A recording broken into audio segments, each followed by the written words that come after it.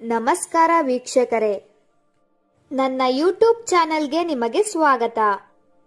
ಇವತ್ತು ನಾನು ನಿಮಗೆ ಭೋಜ್ ಪತ್ರದ ಮೂಲಕ ಹೇಗೆ ವಶೀಕರಣ ಮಾಡಿಕೊಳ್ಳುವುದು ಎಂದು ತಿಳಿಸಿಕೊಡುತ್ತೇನೆ. ಭೋಜ್ ಪತ್ರದ ಮೂಲಕ ಒಂದು ಚಮತ್ಕಾರಿ ವಶೀಕರಣ ಆಗುತ್ತದೆ. ಈ ತಂತ್ರ ಮಾಡುವುದಕ್ಕೆ ಯಾವುದೇ ರೀತಿಯ ಮಂತ್ರ ಬೇಕಾಗುವುದಿಲ್ಲ.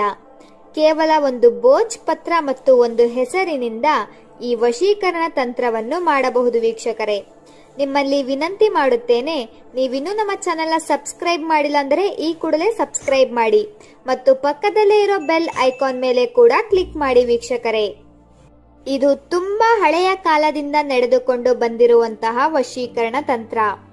ನಾನು ಹೇಳಿಕೊಡುತ್ತಿರುವ ಈ ತಂತ್ರವನ್ನು ನೀವು ಮಾಡಿದರೆ ಸಾಕು, 99% ನಿಮಗೆ ಒಳ್ಳೆಯ ಪ್ರತಿಫಲ ಸಿಗುತ್ತದೆ.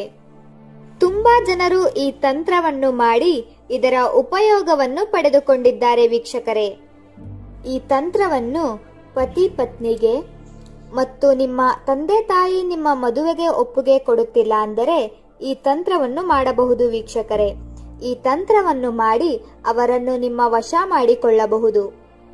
ವಿಡಿಯೋದಲ್ಲಿ ತೋರಿಸುತ್ತಿರುವುದೇ ಭೋಜ್ ಪತ್ರ. ಈ ಭೋಜ್ ಪತ್ರ ಒಂದು ಪೇಪರ್ ತರ ಇರುತ್ತದೆ. ಬನ್ನಿ ವೀಕ್ಷಕರೇ, ಈ ವಶೀಕರಣ ಹೇಗೆ ಮಾಡುವುದು ಮತ್ತು ಯಾವ ಸಮಯದಲ್ಲಿ ಮಾಡಬೇಕು ಮತ್ತು ಯಾವ ರೀತಿಯಾಗಿ ಮಾಡಬೇಕು ಎಂದು ನೋಡೋಣ. ಈ ವಿಡಿಯೋವನ್ನು ಪೂರ್ತಿಯಾಗಿ ನೋಡಿ ವೀಕ್ಷಕರೇ. ಪೂರ್ತಿಯಾಗಿ ನೋಡಿದರೆ ಮಾತ್ರ ನಿಮಗೆ ಅರ್ಥವಾಗುತ್ತದೆ. ಆದ್ದರಿಂದ ಈ ವಿಡಿಯೋವನ್ನು ಪೂರ್ತಿಯಾಗಿ ನೋಡಿ. ಪೂರ್ತಿಯಾಗಿ ನೋಡಿ ಇದರ ಉಪಯೋಗವನ್ನು ಪಡೆದುಕೊಳ್ಳಿ. ಭೋಜ್ ಪತ್ರದ ಸುತ್ತದಲ್ಲಿ ಓಂ ಶ್ರೀ ಓಂ ಶ್ರೀ ಓಂ ಶ್ರೀ ಅಂತ ಬರೆದುಕೊಳ್ಳಬೇಕು. ನಂತರ ಭೋಜ್ ಪತ್ರದ ಮಧ್ಯಭಾಗದಲ್ಲಿ ನಿಮ್ಮ ಹೆಸರನ್ನು ಬರೆದುಕೊಳ್ಳಬೇಕು. ನಿಮ್ಮ ಹೆಸರನ್ನು ಬರೆದುಕೊಂಡು ಅದರ ಕೆಳಭಾಗದಲ್ಲಿ ಸ್ವಸ್ತಿಕ್ ಚಿಹ್ನೆಯನ್ನು ಬರೆದುಕೊಳ್ಳಬೇಕು. ಸ್ವಸ್ತಿಕ್ ಚಿಹ್ನೆಯನ್ನು ಬರೆದ ನಂತರ ಅದರ ಕೆಳಭಾಗದಲ್ಲಿ ನೀವು ಯಾರನ್ನು ವಶೀಕರಣ ಮಾಡಿಕೊಳ್ಳಬೇಕು ಅಂತ ಇರ್ತೀರಾ ಅವರ ಹೆಸರನ್ನು ಬರೆದುಕೊಳ್ಳಬೇಕು.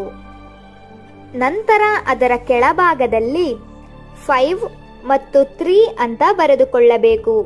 ನಾವು ವಿಡಿಯೋದಲ್ಲಿ ಹೇಗೆ ತೋರಿಸುತ್ತಿದ್ದೀವಿ ಅದೇ ರೀತಿಯಾಗಿ ಬರೆದುಕೊಳ್ಳಬೇಕು. ವೀಕ್ಷಕರೇ, ನೀವು ಬೇಕಾದರೆ ಇದನ್ನು ಸ್ಕ್ರೀನ್ ಶಾಟ್ ತೆಗೆದುಕೊಳ್ಳಬಹುದು. ವೀಕ್ಷಕರೇ, ಈ ತಂತ್ರವನ್ನು ಗುರುವಾರದಂದು ಅಥವಾ ಶನಿವಾರದಂದು ಮಾಡಬೇಕು. ವೀಕ್ಷಕರೇ, ನಂತರ ಆ ಭೋಜ್ ಪತ್ರವನ್ನು ಫೋಲ್ಡ್ ಮಾಡಬೇಕು. ಆ ಭೋಜ್ ಪತ್ರವನ್ನು ಫೋಲ್ಡ್ ಮಾಡಿದ ನಂತರ ನೀವು ಯಾರನ್ನು ವಶೀಕರಣ ಮಾಡಿಕೊಳ್ಳಬೇಕು ಅಂತ ಇರ್ತೀರಾ ಅವರ ಹೆಸರನ್ನು 7 ಬಾರಿ ಹೇಳಬೇಕು. 7 ಬಾರಿ ಅವರ ಹೆಸರನ್ನು ಹೇಳಿದ ನಂತರ ನಿಮ್ಮ ಇಷ್ಟ ದೇವರನ್ನು ಪ್ರಾರ್ಥಿಸಿಕೊಳ್ಳಬೇಕು.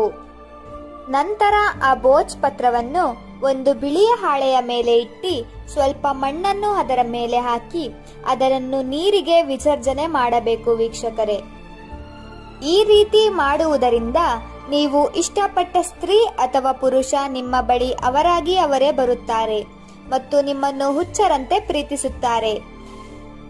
ನೀವು ಈ ತಂತ್ರ ಮಾಡಿ ಇದರ ಉಪಯೋಗ ಪಡೆದುಕೊಳ್ಳಿ. ವೀಕ್ಷಕರೇ, ಆದರೆ ದಯವಿಟ್ಟು ಈ ತಂತ್ರವನ್ನು ಕೆಟ್ಟದ್ದಕ್ಕೆ ಬಳಸಬೇಡಿ, ಒಳ್ಳೆಯ ಉದ್ದೇಶಕ್ಕೆ ಬಳಸಿ ಅಂತ ಹೇಳ್ತಾ ಇವತ್ತಿನ ಈ ವಿಡಿಯೋವನ್ನು ಮುಕ್ತಾಯ ಮಾಡೋಣ.